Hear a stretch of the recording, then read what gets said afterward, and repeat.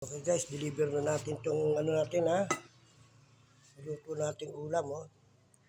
Puset, tuyo, danggit, chicken isang piraso, dalawang itlog, fried rice, special, at saka tea para sa aking asawa. Akin naman tong coffee lab.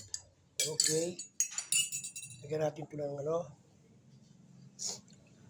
Sukang Bisaya, ayasib. Para sa tuyo. Ito, ayan. Dami ko suka oh. Ang dami ko sili. Ayan. Pampatigas ng tinggil. Lagyan natin to. Okay.